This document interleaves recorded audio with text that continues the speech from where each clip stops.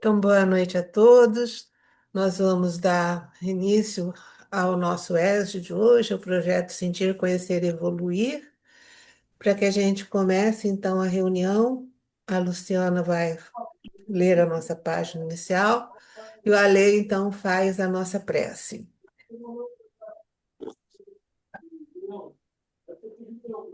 Boa noite a todos.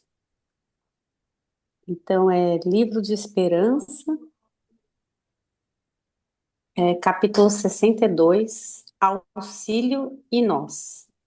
Pedi e recebereis. Jesus, João, capítulo 16, versículo 24. Cumpre não confundir a fé com a presunção. A verdadeira fé se conjuga à humildade. Aquele que a possui deposita mais confiança em Deus do que em si próprio, por saber que, simples instrumento da vontade divina, nada pode sem Deus. Capítulo 19, versículo 4, ESE.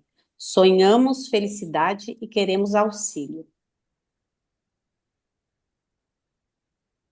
A sabedoria do universo, porém, colocou a vontade em nosso foro íntimo, à guisa de juiz supremo, a fim de que a vontade, em última instância, decida todas as questões que se nos referem à construção do destino.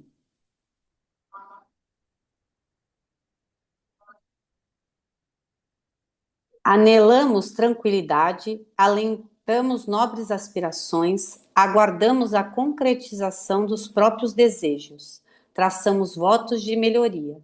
E a cada passo surpreendemos o concurso indireto das circunstâncias a nos estenderem, de mil modos, o apoio certo da providência divina.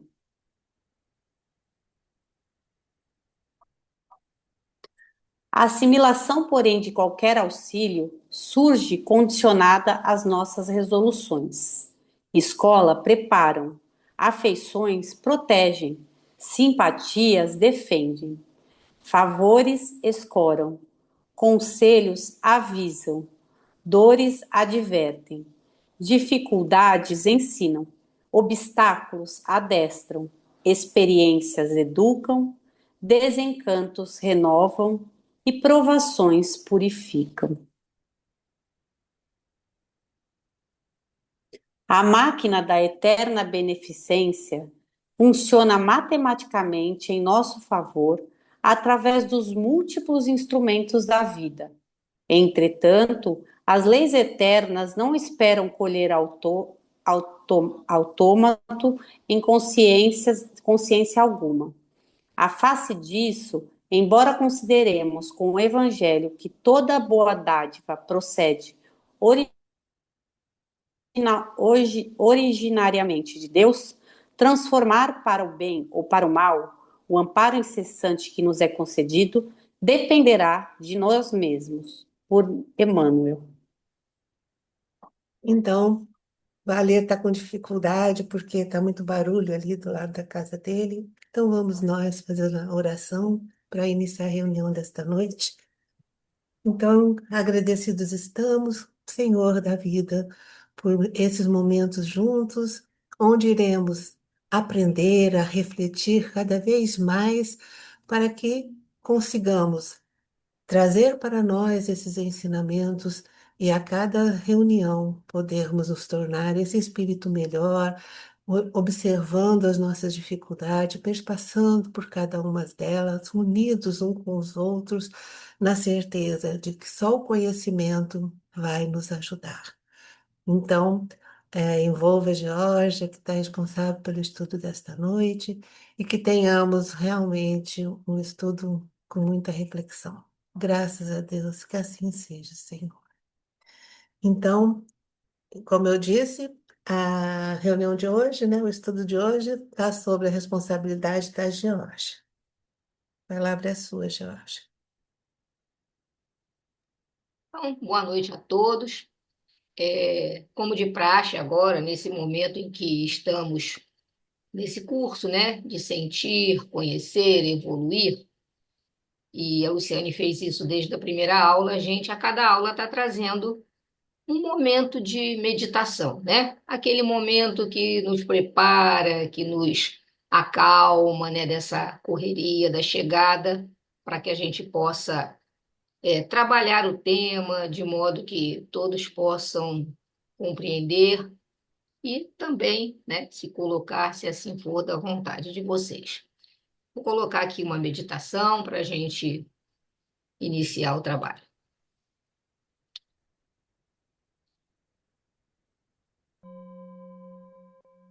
Bem-vindas e bem-vindos a mais essa meditação do canal Yoga Mudra. Eu sou a Raissa Zokal e vou te conduzir nesse momento de relaxamento.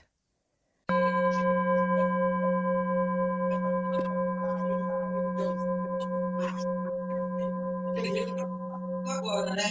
Que a freguesia aqui já me viu usando várias vezes essa técnica, que não é bem mágico, mas o nome é perfeito. Sente-se confortavelmente, alinhe sua coluna, girando os ombros para cima, para trás e para baixo, permitindo o fluxo livre da energia vital, fluindo pela sua coluna vertebral.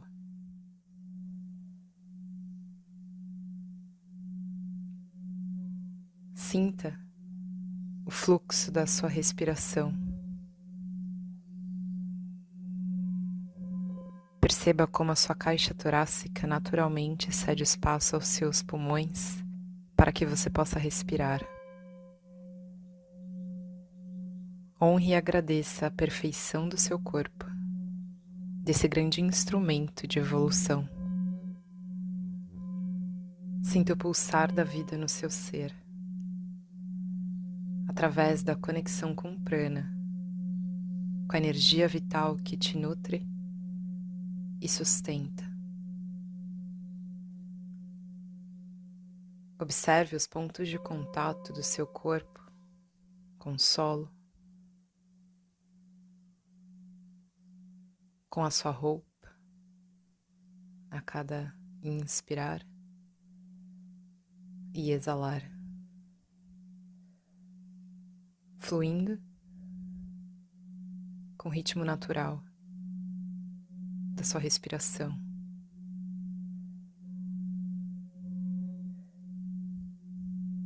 E percebendo se a cada uma delas você pode relaxar um pouco mais.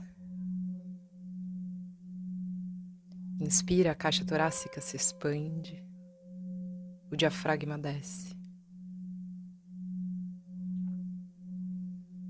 Exala, o diafragma retorna à cavidade torácica. Observe a arquitetura perfeita do seu corpo, a expansão e a retração, os ciclos, o deixar ir, o velho, o que não serve mais, e o permitir que o novo te nutra. A cada inspiração e exalação, um ensinamento e uma lição. A cada inspiração e expiração, aprofundando a sua conexão, relaxando o corpo, acalmando a mente, abrindo o coração. Corpo relaxado, mente calma, coração aberto. A cada inspiração me sinto tranquila, a cada exalação me sinto relaxada.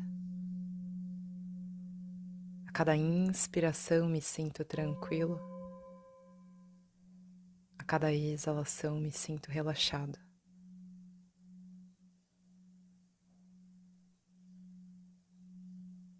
Corpo relaxado, mente calma,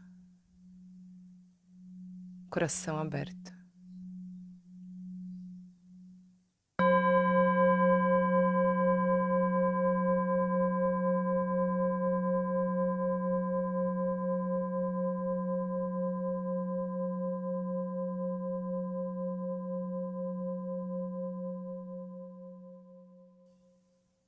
pouco a pouco, movimenta a ponta dos dedos dos pés e das mãos, retomando a consciência para o seu corpo, mas mantendo a tranquilidade na sua mente, a paz no seu coração. E que você possa preservar essa energia de equilíbrio, que você possa transmitir e influenciar tudo ao seu redor.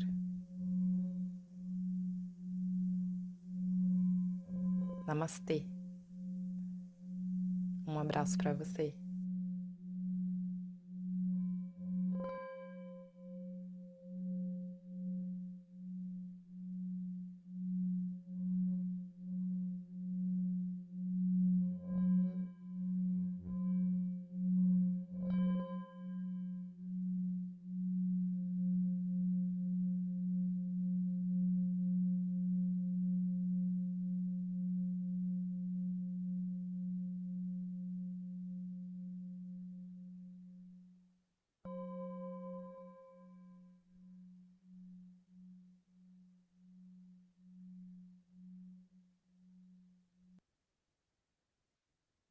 Então é isso. Depois da nossa meditação, esse momento em que a gente tranquiliza o corpo, relaxa o corpo, acalma a mente e abre o coração, né? Tudo a ver com o que a gente, com a proposta que a gente está aqui às terças-feiras. E o nosso tema dentro do Sentir, Conhecer e Evoluir é o capítulo 5, que fala da vontade e o sentimento. Eu aproveitei, como hoje é dia 2 de setembro, iniciamos o mês de setembro, lembrando então do Setembro Amarelo, que é um mês dedicado à campanha de conscientização da prevenção ao suicídio e à promoção da saúde mental. Isso é muito interessante porque nós estamos falando exatamente disso, da educação dos sentimentos, e quando a gente consegue, né, educar os nossos sentimentos, a gente está promovendo a nossa saúde mental. Então, eu coloquei aqui para que, né, a gente também tenha essa noção desse mês, da importância que seja a ajuda que o outro precisa. E o Setembro Amarelo, todo dia, né? Essa conscientização da valorização da vida e de promover essa saúde mental que a gente tanto precisa nos tempos em que a gente vive.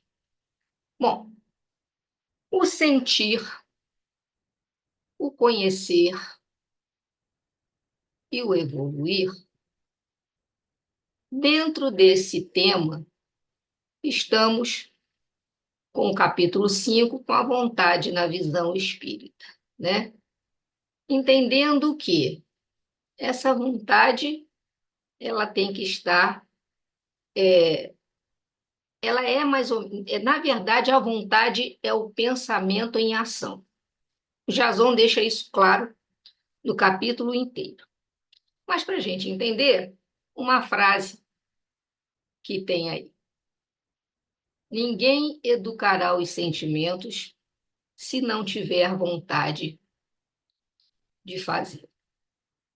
O uso da vontade é de capital importância nesse processo da transformação humana.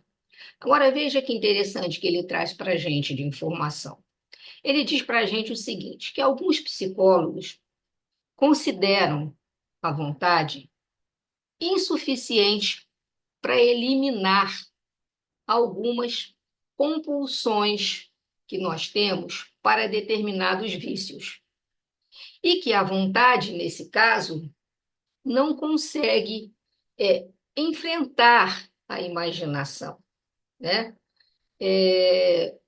Um dos importantes pesquisadores dos fenômenos psíquicos do século XIX, final do século XIX, início do século XX, chamado Alphonse Boé, né? Fala fechado o som, que ele, inclusive, foi fundador e presidente da Sociedade dos Estudos Específicos de Lyon, na França, e ainda foi diretor de uma revista intitulada Paz Universal. Essa revista, os assuntos, né, elas se dedicavam à questão do magnetismo curativo e do espiritualismo experimental. E ele afirmava que numa luta entre a vontade e a imaginação, ele afirmava que a imaginação sempre vence. A gente pode até dizer o seguinte, né? Em relação ao nosso estágio evolutivo, a gente pode até considerar que isso tenha um real significado. Porque, por exemplo, o que é mais fácil? Manter a calma através da imaginação, né? Por exemplo, de imaginar estar num lugar agradável, de estar num ambiente que eu me sinta bem, de me teletransportar mentalmente para uma paisagem que me faça bem. O que é mais fácil? Eu me acalmar desta maneira ou simplesmente eu dizendo que quero ficar calmo? Ou seja, por minha própria vontade, eu falei, não, eu vou me acalmar. Eu tenho que me acalmar. Então, ele coloca, né, nesse sentido, que é mais fácil você conseguir que alguém se acalme, fazendo com que essa pessoa consiga visualizar uma paisagem bonita, um lugar que ela gosta, ou uma montanha, ou na praia, qualquer ambiente em que ela se sinta bem, ou simplesmente ela, por conta própria, por vontade própria, se mover no sentido de se acalmar. A gente entende, né, que no estágio evolutivo que a gente se encontra, às vezes a gente precisa fazer uso dessa imaginação para que a gente consiga se colocar numa calmaria, né? Às vezes, a gente que, inclusive, trabalha na reunião mediúnica, a gente repara que, às vezes, chegam espíritos, entidades, né, muito perturbadas, vendo, né, descrevendo cenas muito desagradáveis, e aí o esclarecedor ali, aquele que faz o papel do doutrinador, né, ele, primeira coisa que ele faz é levar a pessoa, aquela entidade, aquele espírito, né? Não a pessoa, o espírito, a entidade, para um outro lugar. Ele começa a dizer: olha, sai daí, se imagine num lugar assim, vamos agora para uma praia, vamos agora para uma montanha. Então, essa situação de você se acalmar por vontade própria, o Alfonso Boé, né, que era esse pesquisador dessa área, ele dizia que era mais difícil isso acontecer.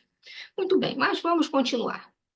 No livro Pensamento e Vida, Emmanuel nos traz uma visão espírita, né, dessa vontade. Emmanuel nos diz o seguinte: a mente humana, imagine a mente humana como se fosse um escritório. Então, esse escritório tem muitas subdivisões, né? Então, por exemplo, tem lá o departamento do desejo, tem lá o escritório lá da inteligência, tem lá o escritório da imaginação, tem lá o escritório da memória, enfim, né? Então, ele diz, compare aí essa mente humana com um grande escritório, com essas repartições aí de serviço. Então, por exemplo, o desejo.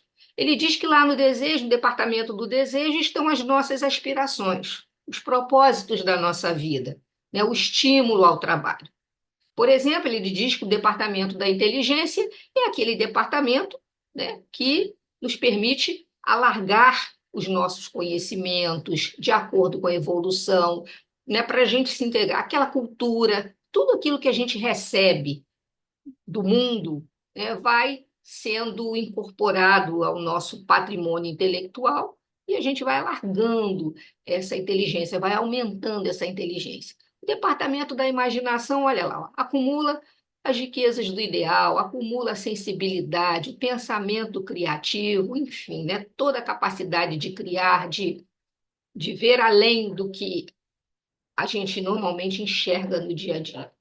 E o departamento da memória? É o departamento do arquivo, dos registros, aquilo que vai ficando registrado e arquivado, guardadinho lá no nosso HD. Então, entre outros departamentos, né? Então, Emmanuel diz que a vontade foi para nós uma concessão divina.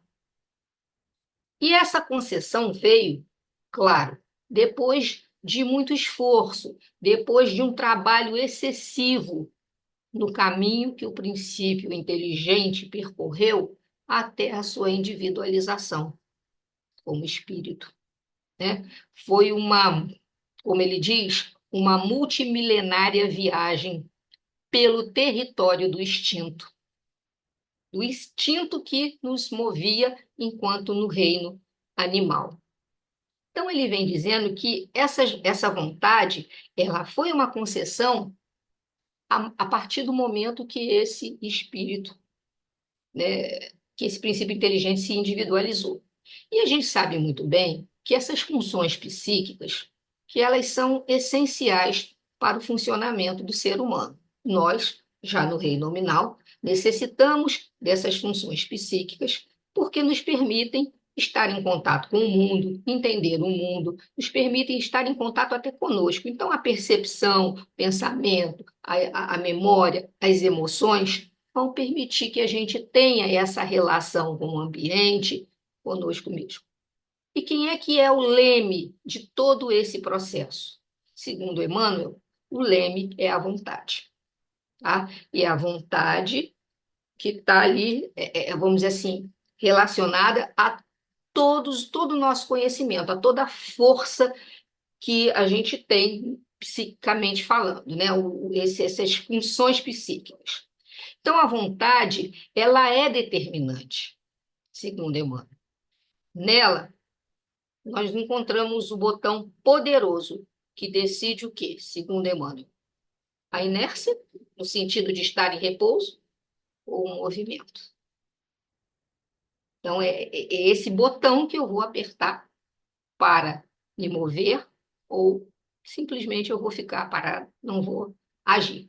Então, a gente tem na vontade o controle que nos conduz para esse rumo ou para aquele rumo, né?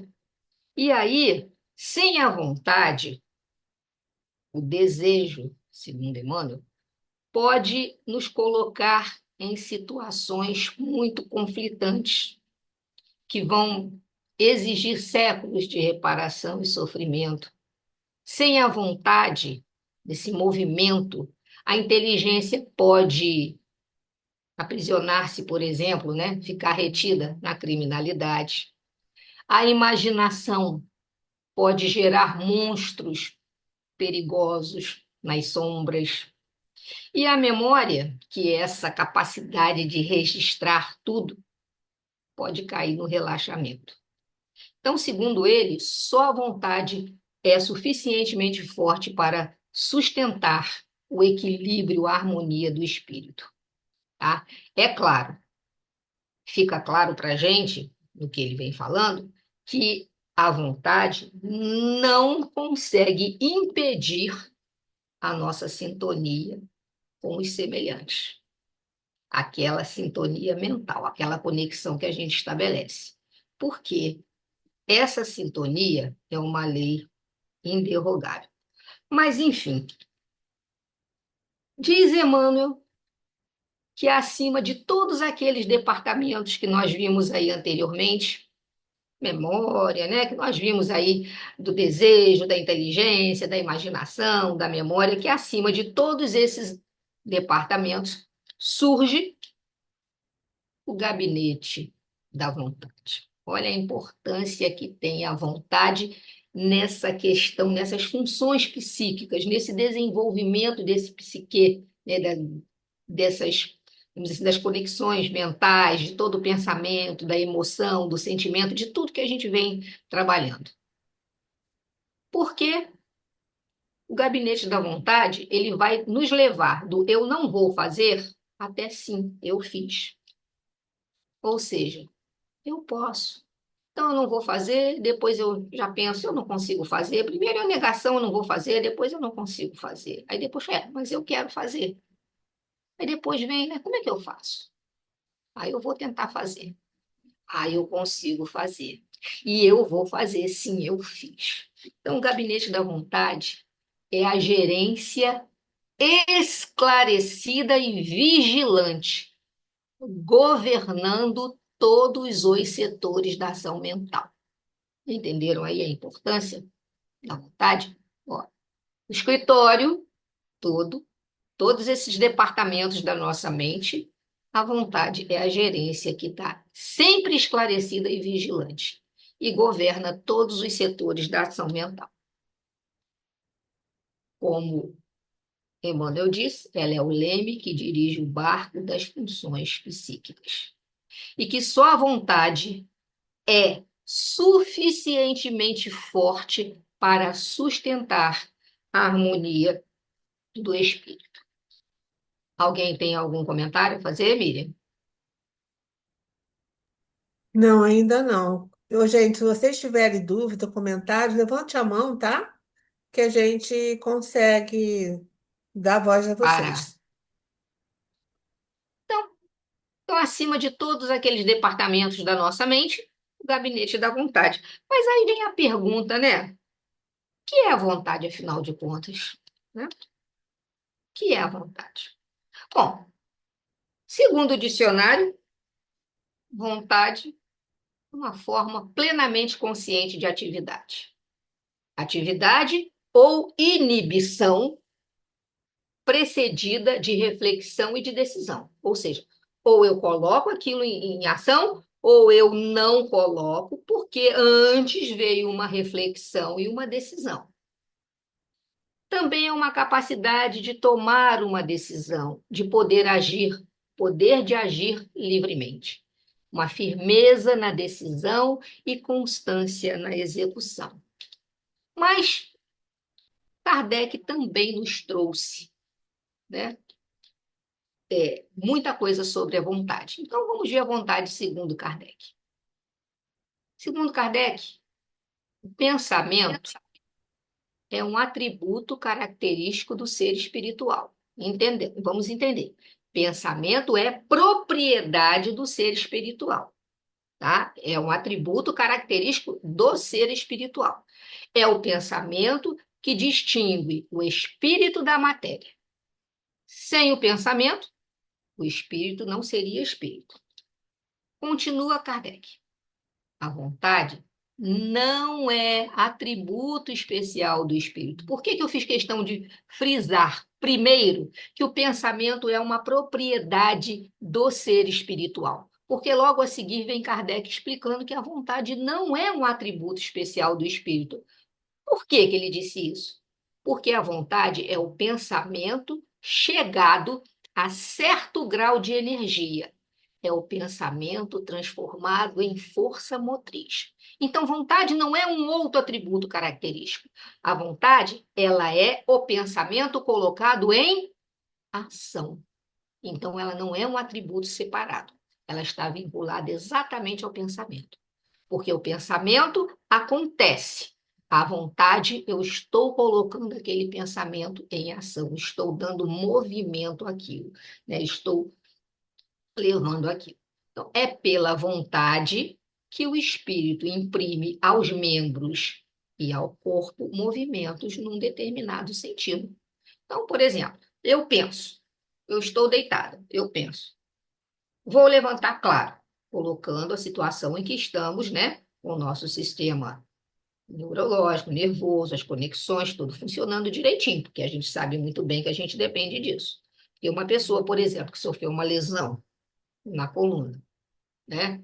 Rompeu e aí perdeu o movimento, vamos supor, essa conexão do cérebro, né? Diretamente com o movimento, por exemplo, das pernas, não adianta ela pensar e ter vontade, porque o fio está cortado, ela não vai movimentar. Eu estou dizendo assim, estou deitada.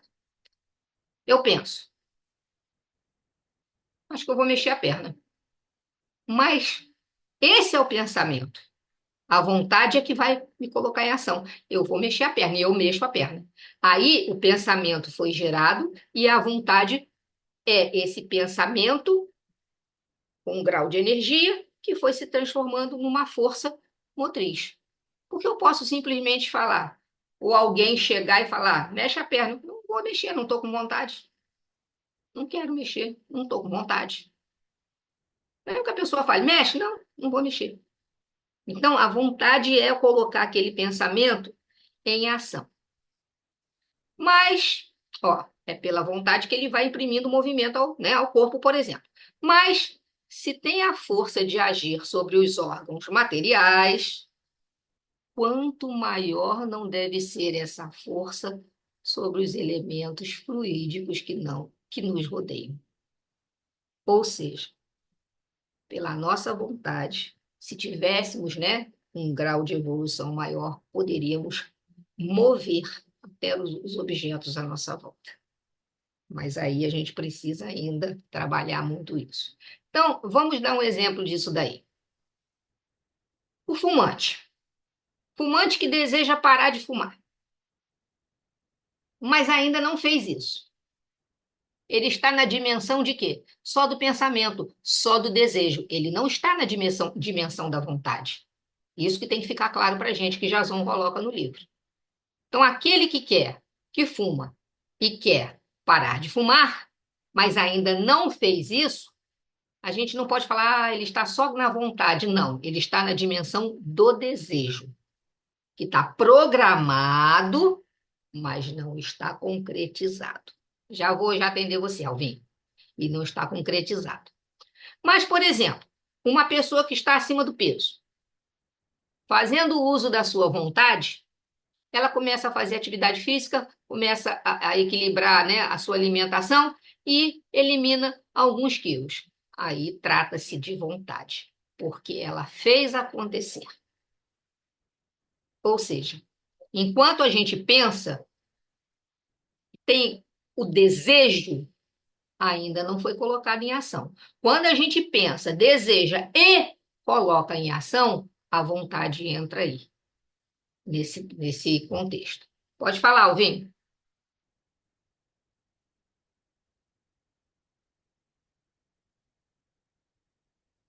Alvin? Oi, oi. Fala. Oi. Então, na hora que eu estou me ajeitando, Oi? a minha tia, o cigarro, ela fumava muito. De Sim. uma para outra, ela parou de fumar e não sente mais vontade de fumar de nada. Acabei de fazer uma pergunta para ela. Vo- Você não teve mais vontade de fumar, não, mas deixa eu ver o que ela vai escolher Tá. e, Então, para você entender, ela poderia ter esse desejo, mas não concretizava. e, e Uma hora, alguma coisa moveu, ela teve, né, por algum motivo que está dentro lá dos mecanismos mentais dela, a vontade concretizada. Ela simplesmente resolveu resistir àquele vício e não mais fazer uso do cigarro. Ponto. Ela conseguiu vencer essa, vamos dizer assim, essa batalha que ela tinha dentro dela, que ela travou dentro dela e que ela nada podia alguém aconselhar e ela não parava. Mas, exatamente exatamente, é o desejo, o ela pensamento, o desejo colocado em ação, mas olha só, isso vem de dentro para para fora. fora, não é de fora para dentro, não é imposto, é individual. Semelhante aconteceu com a minha cunhada, essa minha cunhada, inclusive, que, né, já fez um ano que faleceu, ela fumava, fumava, fumava, fumava. Todos nós próximos a ela falávamos: não fuma, não faça isso. Papapá. E o filho brigava demais com ela por conta dela fumar. O filho brigava.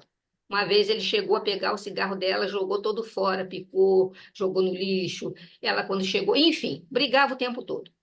E ela não parava de fumar. O tio morreu de câncer no pulmão, ela não parava de fumar. O dia que o filho dela morreu, né, de uma forma muito assim violenta, porque ele caiu de paraquedas, o paraquedas não abriu, ele era fuzileiro naval, ela tomou um choque, aquilo teve alguma coisa, um impacto tão grande dentro dela, da mente dela, que a primeira coisa que ela falou para mim, eu não consigo mais pegar em cigarro. Foi de dentro para fora. Ninguém conseguia demover ela, a ideia dela fumar.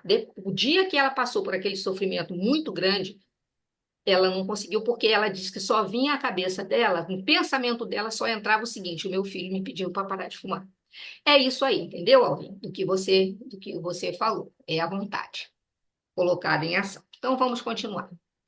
E dessa conceituação que Kardec trouxe, outra coisa interessante que eu queria comentar com vocês. Kardec utiliza a palavra vontade 115 vezes no Evangelho segundo o Espiritismo e 136 vezes em O Livro dos Espíritos, né? E ele definiu vontade, essa definição, ele fez esse pronunciamento, né, sobre a vontade na Sociedade Espírita de Paris e que foi reproduzido na Revista Espírita de 1864. E dessa conceituação que Kardec, né, nos trouxe sobre a vontade, nós podemos extrair algumas lições. Primeira delas, não se deve considerar a vontade, conforme eu já falei no slide anterior, como um atributo do espírito, diferenciando-o da inteligência, das propensões artísticas, da religiosidade, etc. Deve ser considerado como um resultado de um pensamento que se move no sentido de uma realização, no sentido da concretização de algo, que existiu inicialmente apenas no campo mental. A vontade se expressa quando faz acontecer.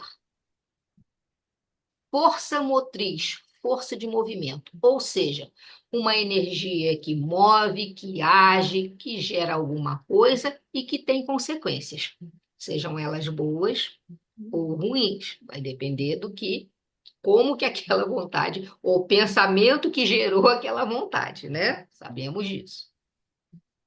E aí, como eu já expliquei, devemos diferenciá-la do desejo, porque o desejo é um querer adiado, postergado, que ainda não se deu.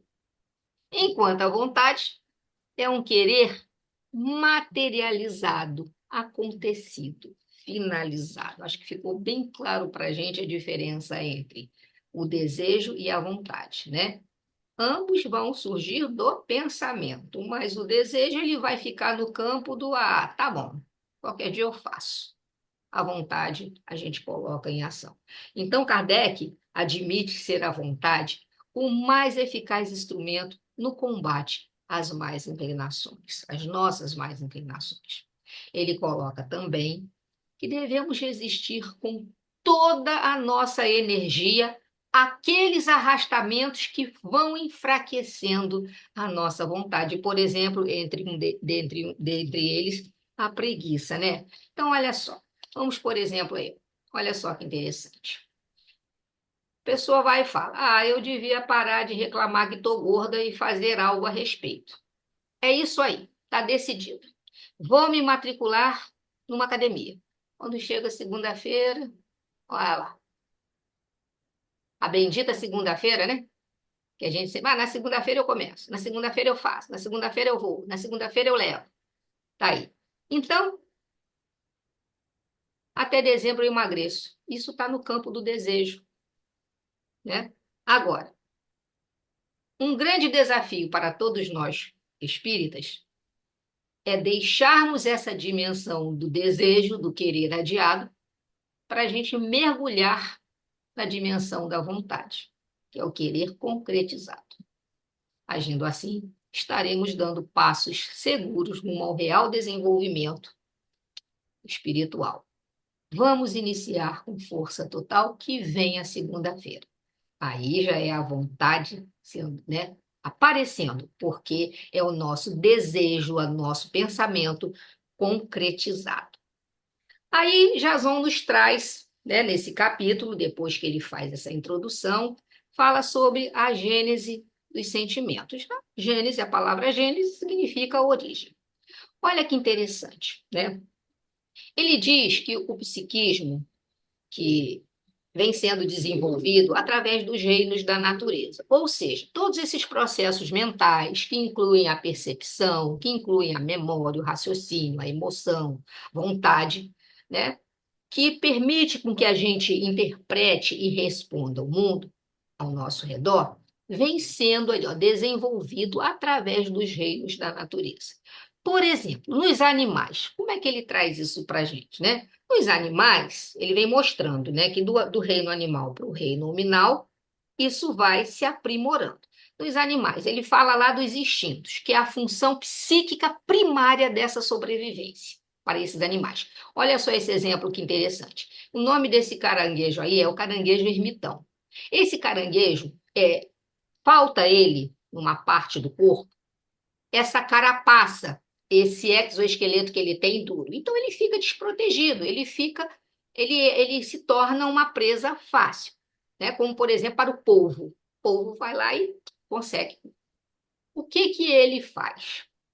Ele sai pelo fundo do mar, né? Ele vai procurando lá no fundo do mar uma armadura. Então ele começa a experimentar essas carapaças, conchas vazias de outros animais aquáticos, de outros animais marinhos que foram sendo deixadas, ou porque o animal morreu, ou porque trocou de carapaça, enfim.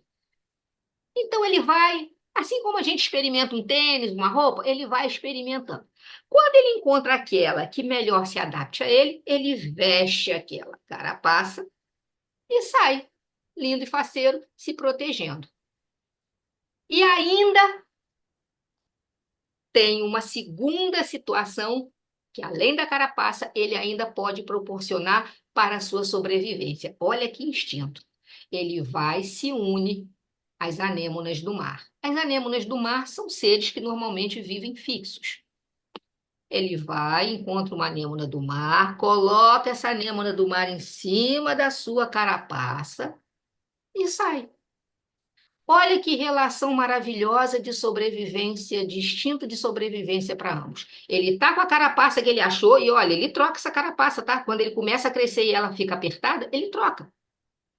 Ele tá com a carapaça, ele põe a anêmona em cima dessa carapaça e ele vai passear. Ele não é atacado, praticamente, porque além da carapaça ele tem a anêmona. A anêmona é um animal marinho que queima, porque ela tem tentáculos que soltam, né, uma substância venenosa. Então, ele está lá passeando com a carapaça, com as anêmonas lá em cima da carapaça, tranquilo, e a anêmona tem um detalhe. Ela também se beneficia dessa relação, porque ela se desloca de um lugar para o outro e fica mais fácil dela conseguir alimento. Olha aí, ó. A tartaruguinha.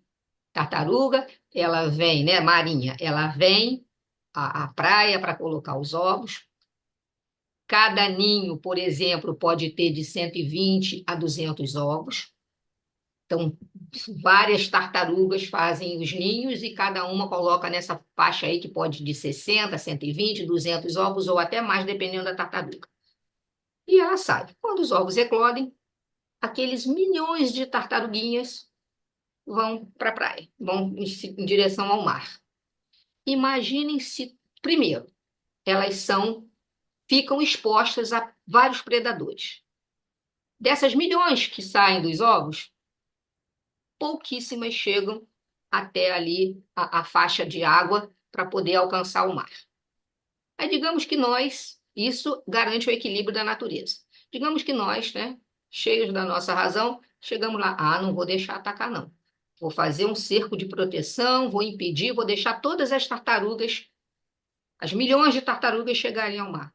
Olha o problema que nós vamos criar para a natureza, porque aqueles que são, né, alimentos para ela serão poucos no mar. Nós vamos causar um desequilíbrio ecológico.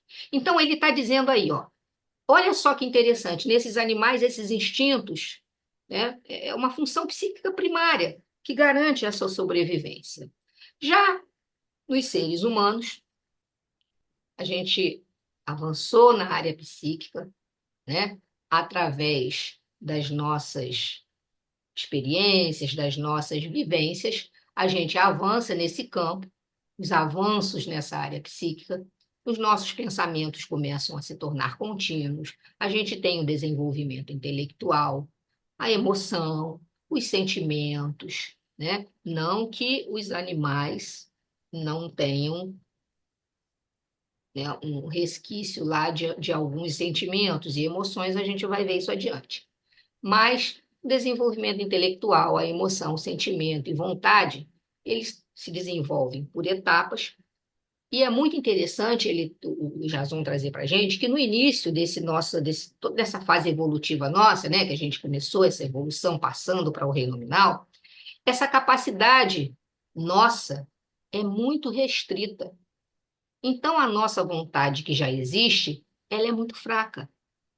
O espírito ainda não sabe o que é melhor para ele.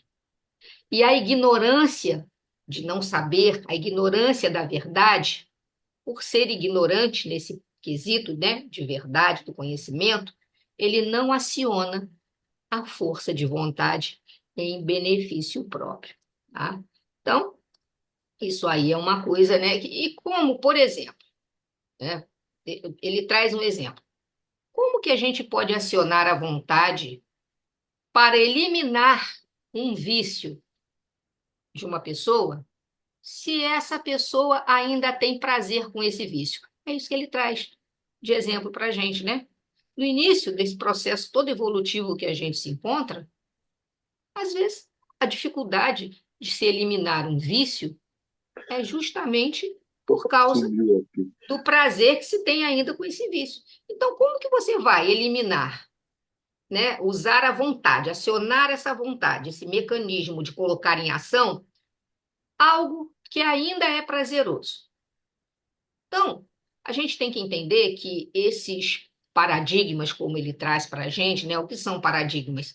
São os exemplos que a gente tem desde que a humanidade vem, né, se constituindo, os modelos, os padrões a serem seguidos, na fase inicial da evolução, estava completamente, vamos dizer assim, fundamentados em sentimentos inferiores.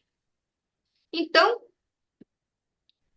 ainda predominam nesse ponto em que o ser humano se encontra. Muitos vícios, muitos sentimentos inferiores ainda estão conosco. Por quê? Porque a gente continua preso nesses modelos lá de trás, lá do início, que a gente veio arrastando, né? E acabamos muitas vezes achando que estamos agindo de maneira correta, guardando as mágoas, sendo egoístas. Só que ele traz para a gente o seguinte, né? O Jason traz para a gente o seguinte, que esses sentimentos, eles vão se multiplicando com as experiências, com as reencarnações, com as vivências. Com o tempo, a tendência é a modificação dos sentimentos inferiores em sentimentos superiores. Então, por exemplo, o ódio, o egoísmo, a maldade, o ressentimento, o orgulho, que são sentimentos inferiores, que trazem ainda muito sofrimento para a gente, né? A tendência é com as experiências, com a vivência, com a dor, com o aprendizado, eles serem substituídos por sentimentos superiores, o amor, o altruísmo, a bondade, o perdão, a humildade. Então, como é que ele trouxe isso para a gente no quadrinho que ele colocou lá no livro? Esses sentimentos inferiores, que causam ainda muito sofrimento na gente, eles também estão associados a uma fé cega. Aquela fé que não raciocina, que não procura explicação. É simplesmente o fazer. Tá? E aí vai produzindo as dificuldades na nossa mudança espiritual. A partir do momento que a gente substitui esses sentimentos inferiores pelos superiores, a gente passa a estar num campo da felicidade. onde a nossa fé é uma fé raciocinada, né? Então, olha aí, ó. Todos esses sentimentos inferiores vão produzindo as dificuldades nas mudanças que precisamos fazer. Porque todo mundo que está preso aos paradigmas, aos modelos de sentimentos inferiores, acabam achando que estão agindo corretamente.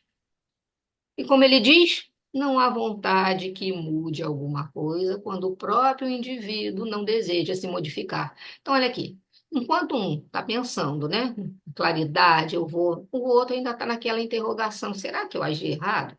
Olha aqui um exemplo de sentimento inferior que não muda porque ambos estão presos àqueles conceitos. O egoísmo de um em não dividir o guarda-chuva na chuva, e o orgulho da outra que está se molhando, mas não pede. Divide comigo o guarda-chuva, né? Vamos usar para que eu não me molhe. Então, são sentimentos que nos agarramos. Tá aí, ó, o cara, a mão estendida para ele, e ele preso ao orgulho, não consegue largar aquele orgulho não para segurar a mão que está sendo estendida. Então é isso.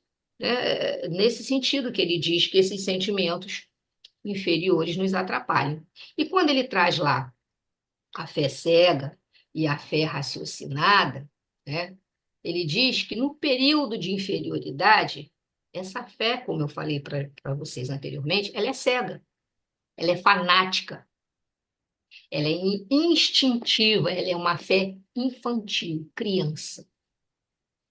E justamente porque ela ainda não se consolidou da razão, do bom senso, dos sentimentos elevados, é que se praticou muita atrocidade em nome do Criador. Então, olha aí, o olho por olho, o dente por dente, o garfo, que foi um instrumento de tortura na época da Inquisição. Milhares de pessoas foram sacrificadas quando a própria lei de Deus manda não matar. Então, olha só, a fé cega, né? Se a própria lei de Deus diz não matarás, então como que se matou tanto em nome de Deus? André Luiz já disse, a maldade é fruto da ignorância, né? E, peraí, propostas de Kardec em relação à fé raciocinada, né? Kardec diz que essa fé raciocinada, em a humanidade progredindo, a fé vai se tornando madura, consistente, tem essa base sólida nos sentimentos superiores e se torna profundamente libertadora. E Jason cita esse é um padre, né, chamado Teilhard de Chardin. Ele morreu em 1955, ele tinha 74 anos.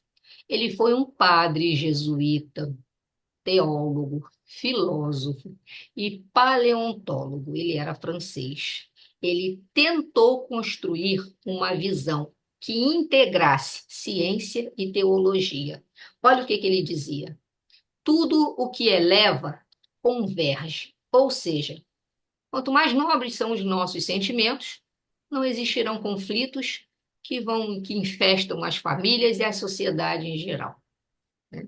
E tudo o que não eleva diverge, ou seja, toma caminhos diferentes e as opiniões são diferentes, os sentimentos são diferentes e acabam sendo sentimentos inferiores que vão causando essas discórdias que são degradantes da harmonia social.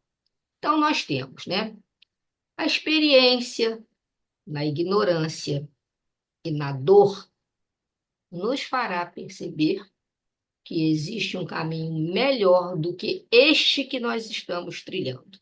Então, nós vamos substituir a fé cega.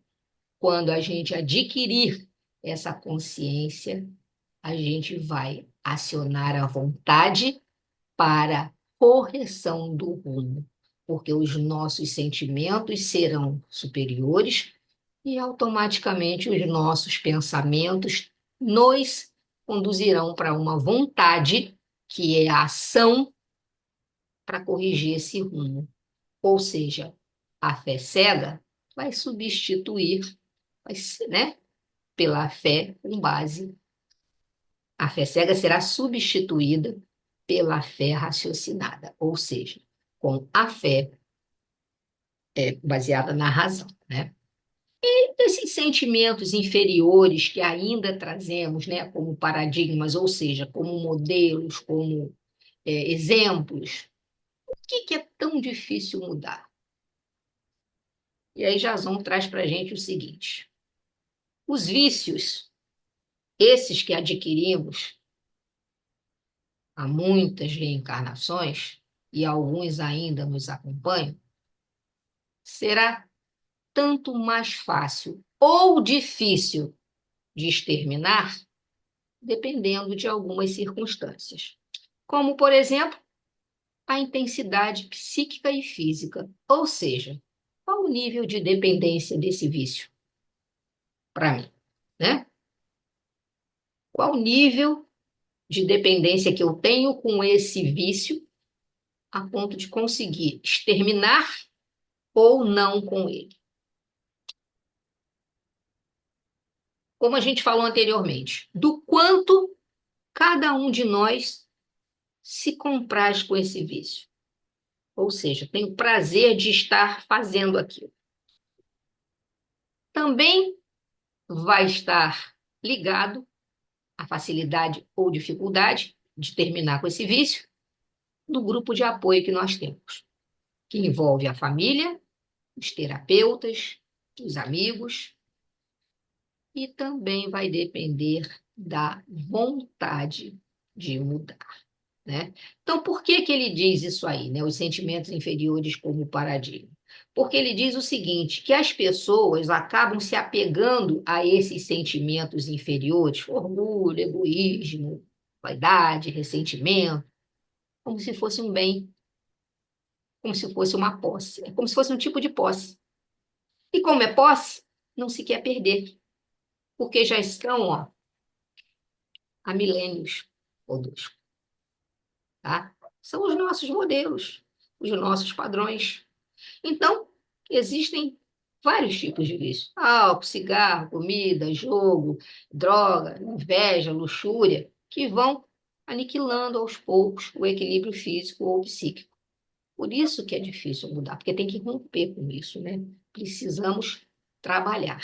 E aí, né, nesses casos, como o Jason vem falando no livro, não é simplesmente força de vontade.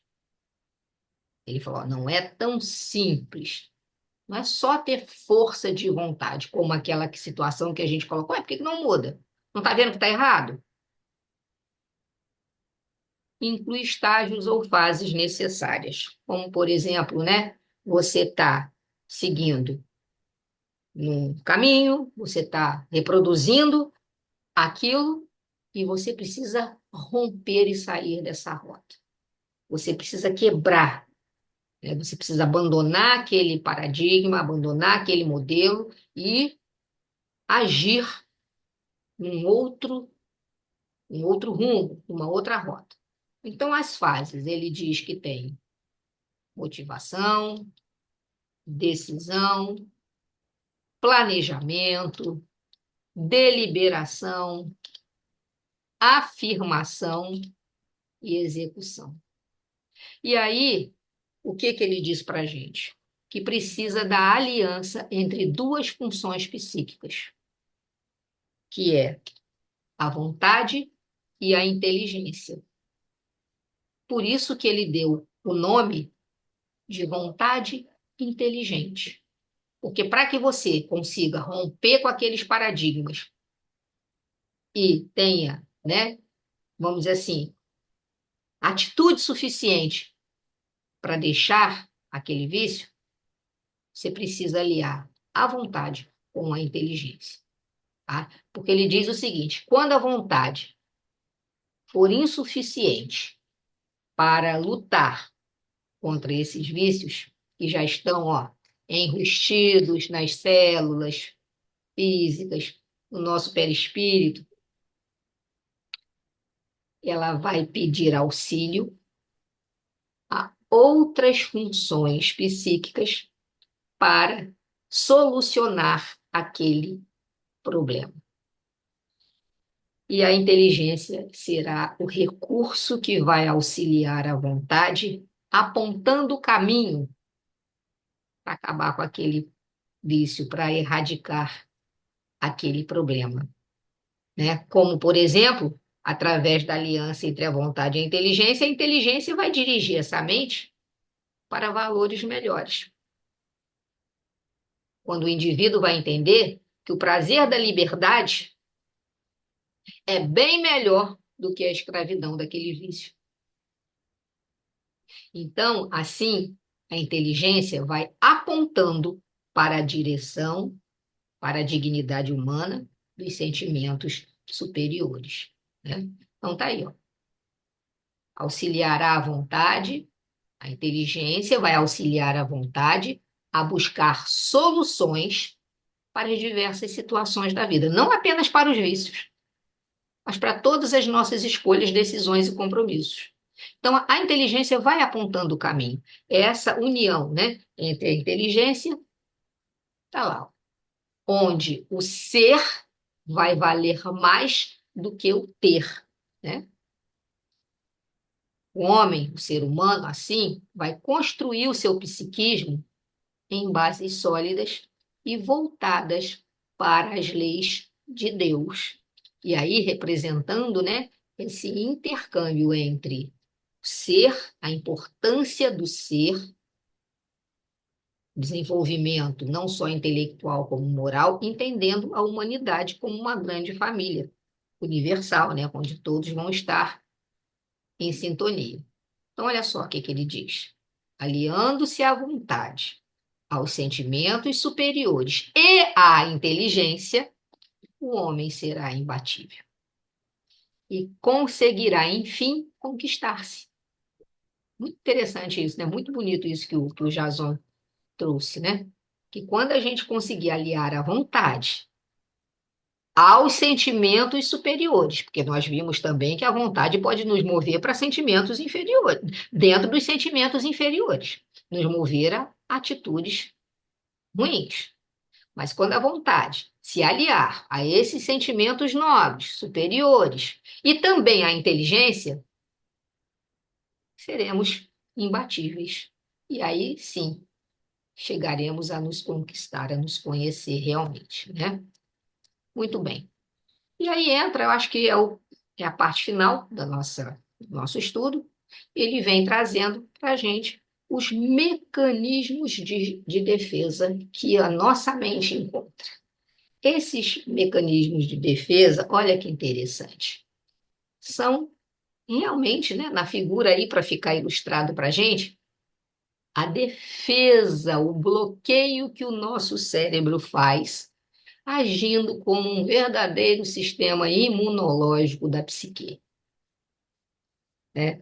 E aí temos esses mecanismos de defesa, são esses vários processos psíquicos, os vários processos, nós vamos ver aqui alguns agora, que procuram afastar de cada um qualquer evento que vai gerar angústia da percepção consciente, daquilo que está acontecendo naquele momento, que está à minha volta, e que eu consigo ter consciência do que vai acontecer. Então, eu uso de mecanismos para afastar aquela percepção consciente que vai me gerar a angústia. Esses mecanismos, eles são mobilizados, eles são acionados diante de um sinal de perigo, né? Ele pode mobilizar a parte inconsciente nossa, da nossa psique, que não serão percebidos pelo indivíduo. Ou seja, é aquela história. Está fazendo aquilo de caso pensado? Às vezes não. Não tem consciência do que está acontecendo. Porque olha só, esses mecanismos de defesa são truques mentais que utilizamos muitas vezes inconscientemente para não enxergar as facetas de nós mesmos que a vida insiste em nos apresentar. Então, a gente vai escapando, né, como diz outro, pela tangente. Essa questão, né, do ego e os mecanismos de defesa, Jason traz para a gente que foi um tema estudado, muito bem estudado por Freud e por sua filha Anna Freud, registrado no livro O Ego e os Mecanismos de Defesa. Tá? E ele falou que ele adicionou, né, esse ponto de estudo, porque é muito comum nós utilizarmos esses elementos sem nos darmos conta do que estamos fazendo. Então, são essas estratégias inconscientes da mente que vai proteger cada um de nós dos conflitos internos, do estresse, da ansiedade, dos sentimentos desagradáveis, como, por exemplo, a culpa ou a vergonha. Então, tá lá, é o nosso sistema imunológico que vai distanciando a gente dos pensamentos, daquilo, qualquer sentimento que nos ameacem, né? Ajudando a manter o quê? A nossa integridade psicológica e aliviar aquela dor emocional, é o não querer enfrentar ou não ter condições naquele momento de enfrentar. Então, a maioria desses mecanismos opera fora da nossa consciência, tá? Não são escolhas voluntárias. E aí a gente vai criando esses atalhos para lidar com os sofrimentos, reduzindo essa angústia, reduzindo essa dor emocional, para que a gente continue funcionando, né? Então, por que utilizamos esses mecanismos de defesa? Preservar nossa autoimagem positiva, né? Eu construí uma imagem positiva, eu sou um leão, uma leoa, mas na verdade eu sou um gatinho frágil. Mas eu tenho que preservar aquela imagem que eu projetei para as pessoas. Aprovar o nosso comportamento, preciso de aprovação. Então, eu vou utilizando o mecanismo de defesa para que as pessoas aprovem o meu comportamento. E também justificar o comportamento. Eu tenho necessidade de justificar o comportamento, eu tenho necessidade que as pessoas me ouçam, então eu vou utilizando esses mecanismos de defesa, né? Então, vamos lá. Nesse processo de preservação de nossa própria imagem, poderá ocorrer muitas vezes que a gente acabe distorcendo completamente os fatos para nos protegermos. Olha aí. Então, eu vou criando tantos mecanismos que eu projeto uma imagem de uma pessoa saudável, de alguém que não tem defeito, e, na verdade, a parte, né, oculta, a parte, está lá. Ela ainda está ali, ela ainda se faz presente. Mas eu criei um mecanismo de defesa que eu projeto para as pessoas a imagem da coisa certa, de algo que não tem problema. Como, por exemplo, distorcer a realidade, o peão do xadrez se vendo como rei do xadrez. Então, é a imagem distorcida, é uma imagem, né, que não corresponde à realidade. Por isso que estudar esses mecanismos de defesa é muito importante para o autoconhecimento e vai nos ajudar a sermos mais conscientes das nossas responsabilidades. E aí eu trouxe, como ele trouxe lá no livro, né? Está no nosso livro, esse livro que a gente está estudando, os mecanismos de defesa mais usuais em nosso cotidiano.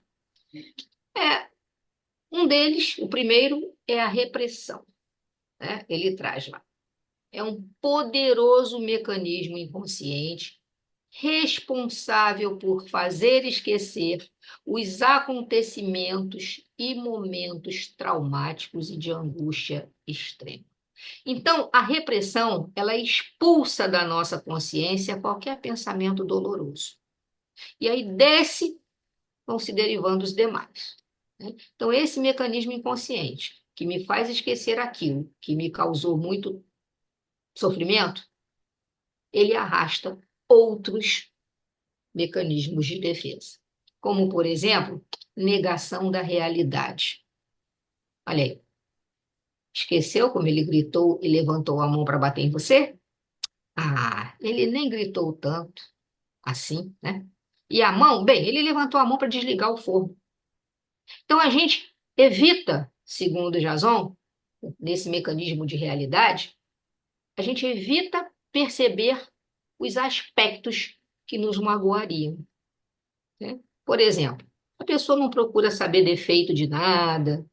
Por exemplo, não procura saber o problema que o cigarro traz, ou que a bebida traz, ou se o filho tem um comportamento inadequado ou não, porque ela não quer, ela nega aquela realidade, então é um mecanismo de defesa e ela sempre coloca um ponto tipo, não, não foi bem isso, né? E, ele não gritou assim, não. A mão dele foi para levantar, para desligar o forno. Outro mecanismo de defesa, né? Aliás, outro não. Para complementar, eu achei essa figurinha aí que eu achei muito interessante, né? A negação da realidade. Por quê? Qual parte dói mais? A realidade. O médico pergunta: qual parte do seu corpo dói? A realidade. Então, a gente entra na negação. A projeção. Olha só, o que seria a projeção? Alguém tem ideia do que seria um mecanismo de defesa com esse termo, projeção? Georgia, Oi. hoje tá alguma coisa? Sim, é no sentido de projetar, sim, mas a gente está falando de quê? Dos sentimentos inferiores, a culpa, Sim, a mágoa, sim, né? A raiva, tudo aquilo que é sentimento inferior. E aí eu trago aquilo e como é meu paradigma, e aí eu vou arrumar um mecanismo de defesa para que as pessoas não vejam aquilo. Um deles é a projeção, no sentido realmente de projetar. A gente projeta no outro aquilo que a gente não gosta na gente, né? Aquilo que está fazendo mal, que dói, né? Então eu olho para o Exatamente. outro e é o meu espelho, na verdade, né? É assim, é você também querer se eximir da Culpa da responsabilidade. responsabilidade, É. né? Então, olha só, olha lá que figura interessante. Os braços entrelaçados, né? Porque um apontando para o outro, mas naquele nó ali, sabe-se que um está projetando no outro, né? Aquilo que está acontecendo. A culpa é do outro. Porque olha só o que que o Simpson fala. A culpa é É. minha e eu coloco em quem eu quiser.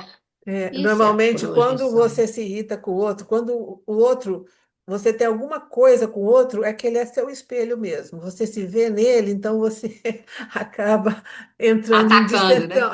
Ataca ele, porque É você não pode verdade. se atacar, você ataca o outro, fica mais fácil. Olha só, como eu achei interessante essa tirinha aí, ó. É, O rótulo mostra os ingredientes de um produto. Ela falando para ele. Aí ele já quem põe rótulo nas pessoas mostra os ingredientes de si mesmo. Interessante, né? Como foi colocado aí no quadrinho. é. Outro mecanismo de defesa citado aí por Jason chama-se racionalização. Racionalização vem de quê? De tentar o quê? De raciocinar sobre alguma coisa, né? De você querer ter uma razão em relação a alguma coisa. Então, vamos ver se pelo quadrinho a gente consegue entender. Um rapaz pergunta para o outro: como foi a entrevista? Bom, não consegui o trabalho. Mas não é um bom emprego, é chato e rotineiro. Isso é racionalização, né? Quando eu tento justificar algo inadequado, ou uma conduta minha mesmo inadequada, ou então uma situação que não me favoreceu, eu busco uma desculpa.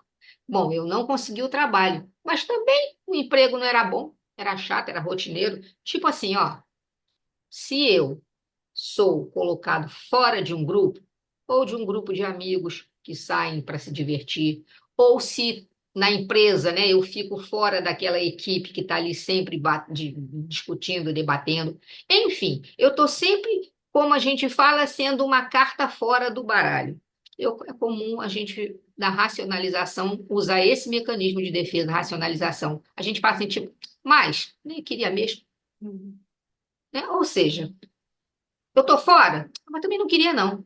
Não fui promovido? Ah, também não queria, não. Essa promoção ia me dar muita dor de cabeça, né? São as justificativas, né? E o Jason, inclusive, traz exemplos, ele coloca dois exemplos. Ele coloca o exemplo da justificar, por exemplo, o baixo salário de uma empregada doméstica, usando a desculpa, justificando, racionalizando que o trabalho braçal não cansa. Sim. Ah, não cansa, esse trabalho não cansa, não. Então, por que que vai pagar mais? E ele traz um outro exemplo que eu achei interessante, que é quando ele fala da eutanásia. Ele diz que a maioria das vezes o apoio à eutanásia é um mecanismo de defesa, é uma racionalização, e ele colocou a seguinte afirmativa, né? Que a gente utiliza a figura do doente que vai sofrer a eutanásia, que ele precisa descansar. Ele está sofrendo muito, então a eutanásia é uma maneira dele descansar. E ele diz que, na verdade, na realidade, esse descanso é um desejo nosso. Então, ele coloca como exemplo aí da racionalização, a eutanásia. No O desejo nosso, deslocamento. ô Jorge, no sentido assim, da pessoa estar dando trabalho, ou não conseguir. Não, é, de você querer, ele diz que traz que é como um desejo seu de descansar. Você está cansado Ah, e você tá. projeta, você racionaliza que o outro, né, está sofrendo muito, então Entendi que a você se dava eutanásia. uma desculpa porque você não Não, aguentava mais cuidar, ou que você estava não. sentindo Ele fala dor, que a tal. racionalização nesse sentido é Uhum. exatamente isso, né? É que você está falando que o outro precisa descansar porque está sofrendo e daí vai precisar descansar, quando na realidade Você esse aqui tá, desejo de tá. descanso é a gente que quer descansar. O deslocamento, outro mecanismo de defesa. A figura está bem clara, né? Mais clara que isso, impossível. Olha o deslocamento. Fulano grita com a cicrana, cicrana grita com o Beltrano desconta no brinquedo ali, que era o que estava na frente dele. Isso que é o deslocamento. Então, a gente sempre desloca para o outro a ação danosa, a ação que a gente sofreu, a violência, a agressão que nós recebemos. Tá? Então, por exemplo, a gente briga em casa com a pessoa, com o companheiro, com a companheira, e aí acaba descarregando no filho. Aí o filho vai descarregar no cachorro. Então, está tendo deslocamento. É um mecanismo de defesa, né? Ô, Ou Jorge, seja, a gente vê, né, que a gente repete é, os condutas, padrões. né? Por exemplo, quem já foi abusado, quem sofreu, né, que sofreu alguma coisa com receito da Abuso de. pedofilia, também se Isso. torna um pedófilo, né? Não é regra É, geral, não é regra geral, mas exatamente, mas, acontece, né, por conta mas disso aí mesmo. é interessante até isso aí que você falou, porque Jason fala para a gente da questão dos paradigmas, que os nossos sentimentos inferiores, a gente é difícil da gente conseguir, né, quebrar esse ciclo, porque eles servem para, acabam servindo para a humanidade de um modo geral como modelo, como, Uhum. né, norma de conduta, como padrão. Então, olha só, o deslocamento nada mais é do que a gente conhece como o efeito dominó. Dominou, isso. Vai embora, né? Eu projetei aqui e aquilo vai continuar seguindo aí até alguém interromper aquele ciclo. Até chegar algum que fala, não vou deixar cair mais, não vou deixar isso passar para frente. Mas aí é aquele que já está se movimentando no sentido de quebrar com aquele paradigma, né? De substituir aqueles sentimentos. E aí ele diz, né, que os mecanismos de defesa, quando muito intensos, estão produzindo desvios de comportamento e requerem um tratamento especializado para auxiliar o indivíduo a se recuperar e retornar ou retomar ao processo da sua normalidade, né?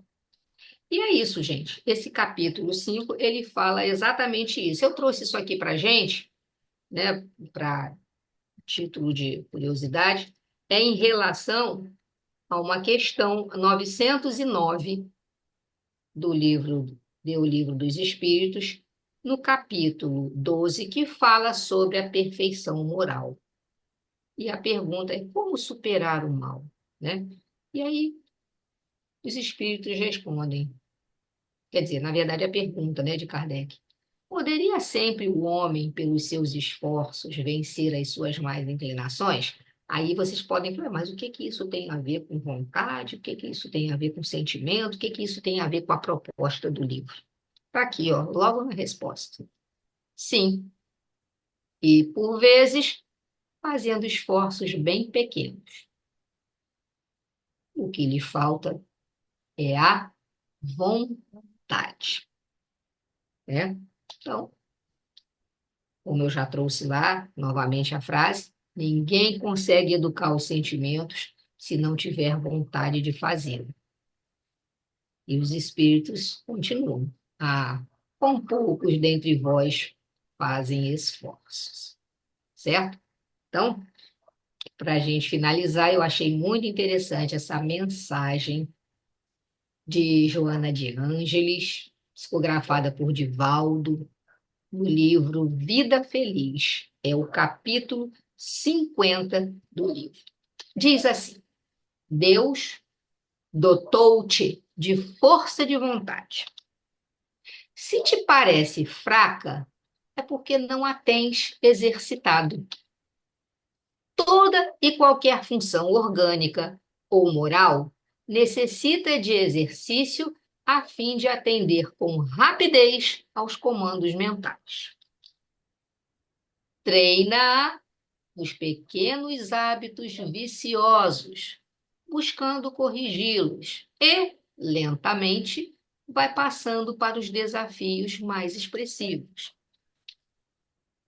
Através de uma vontade disciplinada, conseguirás atingir os objetivos máximos da tua atual existência. Não desistas se, de início, fracassares.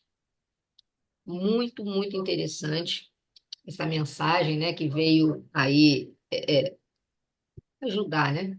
Veio, vamos dizer assim, fechar esse nosso estudo sobre a vontade e o sentimento. Tinha um videozinho aí para... Tem 7 minutos. O vídeo, ele tem, acho que é assim, ele é um vídeo que ele não fala, ele não é exatamente da doutrina espírita, nem muito menos do livro de Jason. Mas ele fala da questão, só que ele é muito voltado, aí a gente tem que fazer um exercício de quê? Eu não vou, né, olhar esse vídeo como uma questão material, mas a questão espiritual, as mudanças que eu preciso fazer. Eu posso até colocar, ele é um videozinho animado, um cara traz uns desenhinhos, vai falando, que está logo depois, né, desse coisa. É aqui. Peraí, deixa eu botar aqui. Põe som, hein? Tá com som. Ele é bem interessante no sentido da gente tira o olho da questão da conquista material, da busca de se realizar somente profissionalmente. Coloca a mente no sentido da vontade, da determinação. A força de vontade. Esse intrépido combustível interno é a bússola que nos orienta rumo à realização de nossos objetivos mais audaciosos. Ela é a chama que nos impulsiona a superar obstáculos, resistir às adversidades e persistir diante das dificuldades. Ao longo da história, os feitos mais notáveis da humanidade foram alcançados através do poder inesgotável da força de vontade. Seja na ciência, nas artes, nos esportes ou em qualquer empreendimento, é essa tenacidade interior que traça a linha tênue entre o sucesso e o fracasso. E se você está meio desmotivado, meio sem perspectivas, esse vídeo é para você. Aqui você vai ver como desenvolver sua força de vontade. E se esse conteúdo for importante para você, já se inscreva aí no canal e ative as notificações para acompanhar nossos vídeos semanais. Nesse primeiro momento, vamos falar sobre os passos para alcançar força de vontade, disciplina e determinação.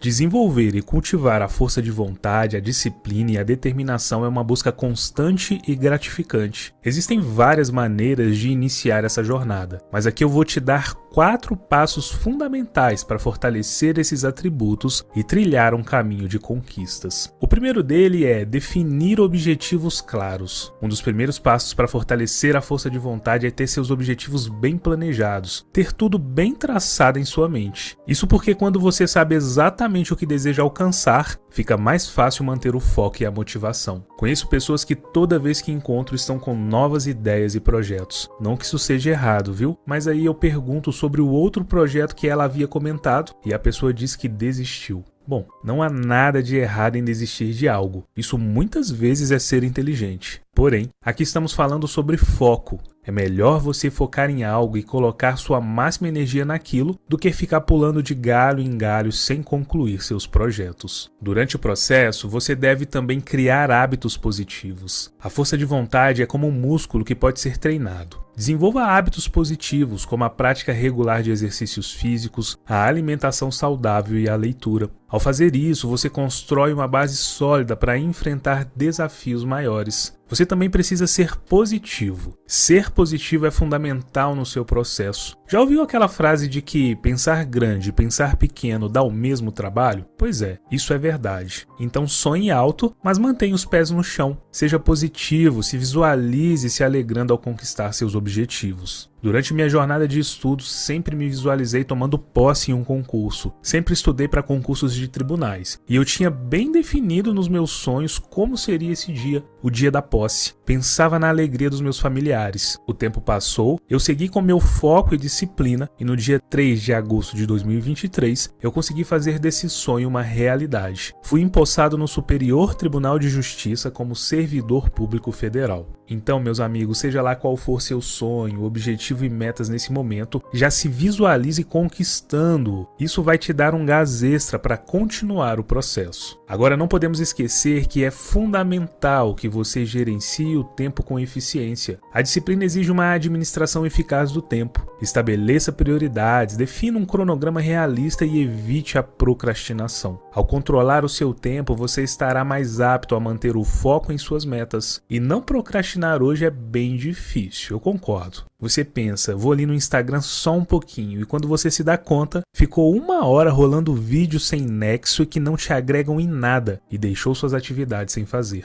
Quer saber um segredo? Você jamais vai conseguir seus objetivos de vida agindo assim. A vida é feita de escolhas, então defina suas prioridades. Por fim, tenha sempre em mente que o aprendizado é constante. A busca pelo conhecimento não apenas expande sua visão de mundo, mas também alimenta sua força de vontade. A leitura de livros inspiradores, como por exemplo O Poder do Hábito de Charles Duhigg, pode oferecer insights valiosos sobre como transformar comportamentos e atingir seus objetivos. Lembre-se de que cada um tem o seu tempo e o seu processo. Nada de se comparar com seus amigos e familiares, viu? Respeite o seu processo. O livro que mencionei, O Poder do Hábito, fala muito bem sobre o processo de construção da força de vontade. Nele é explorado como os hábitos são formados, como podem ser modificados e como podem desempenhar um papel fundamental na realização de objetivos. Através de exemplos práticos e estudos de caso, o autor do livro oferece uma abordagem perspicaz sobre como transformar padrões comportamentais e alcançar o sucesso duradouro. Se você quiser ler esse livro fantástico, eu vou deixar o link dele no primeiro comentário fixado desse vídeo.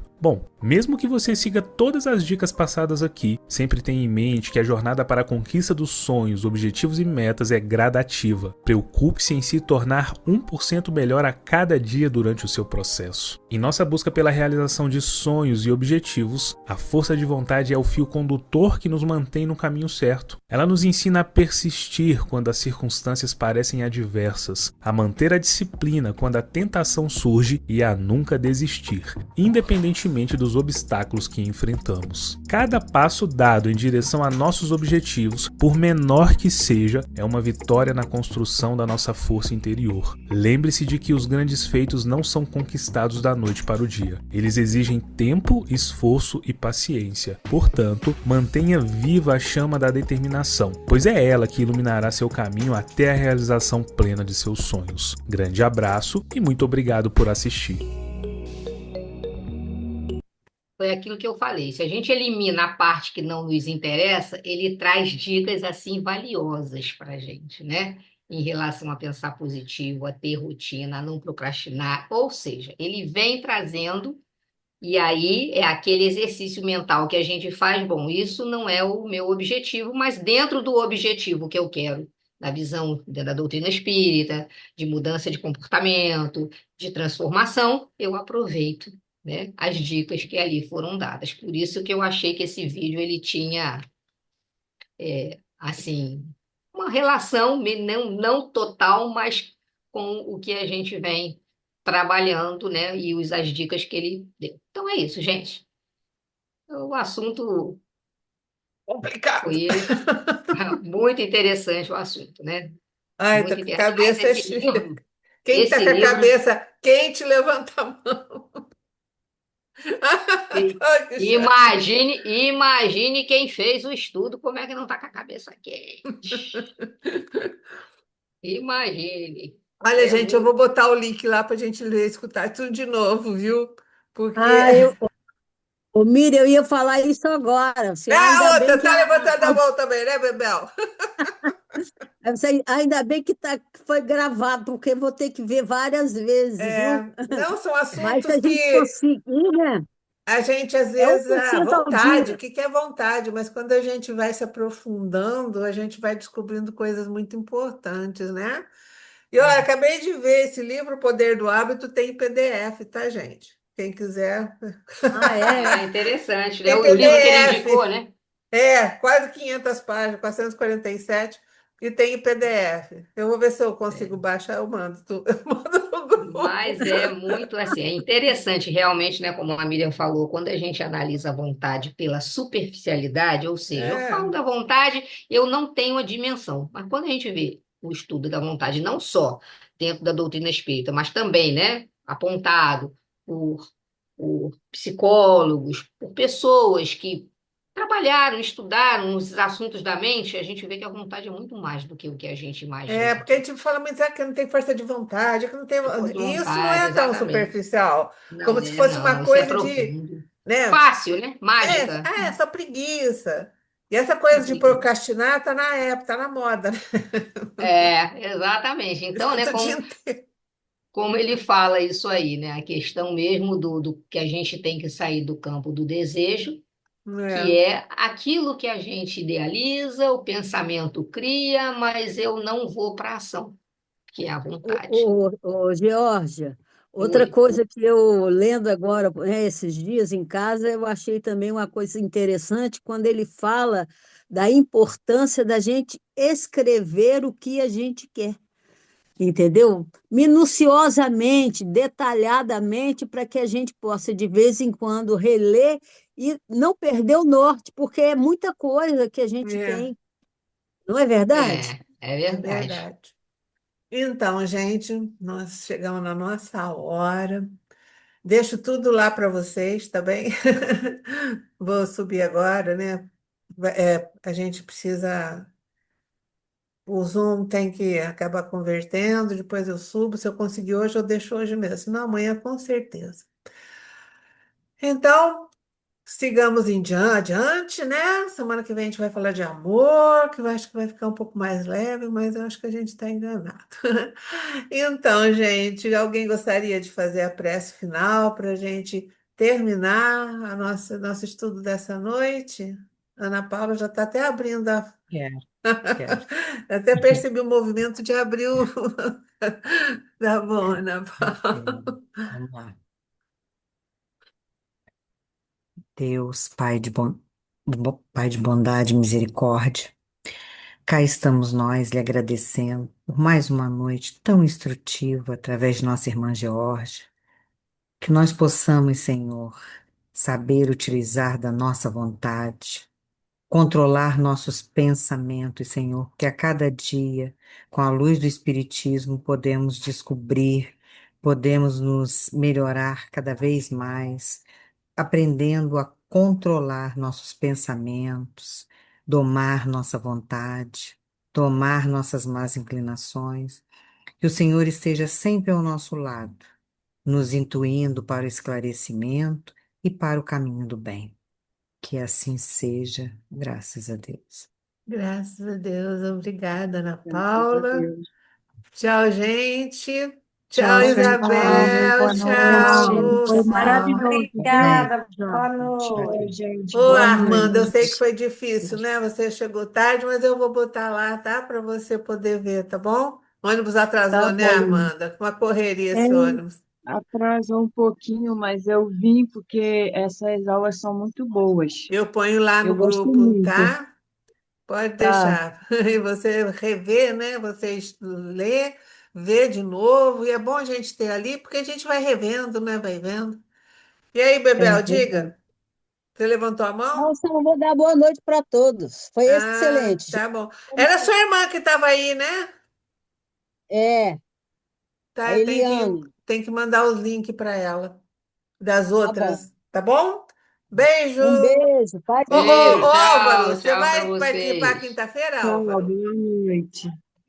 Tchau, boa noite. Álvaro, Então, então, então eu não. vou para eu vou para Onda dos Seis, quinta-feira à noite. Tá aí. Então Ah, você não, eu não aí. ponho você, é melhor Não, não não pôr. vou, não vou. Tá ótimo, então. Tá bom, Miriam, gente. Oi. Oi, Elisa. é, essa quinta-feira agora tá combinado, tá certo, tá? Do quê? Ah, sua página, Tá tá. tarde, né? Tá ótimo. É dela a página inicial? É, É, amiga, inclusive eu queria falar com você o seguinte, amanhã, você terminou aquela parte do bem e o mal, não foi? terminei. Então tem que ver o que que vai ser Tem falado que ver amanhã, pra né? frente, não sei. A Márcia, quando falou, ela botou lá no grupo o que que ela deu, não foi? Ela botou os slides? Não, né? Não me lembro se ela botou. Não sei, mas eu tenho, ela me deu, e eu modifiquei algumas coisas só do bem e o mal.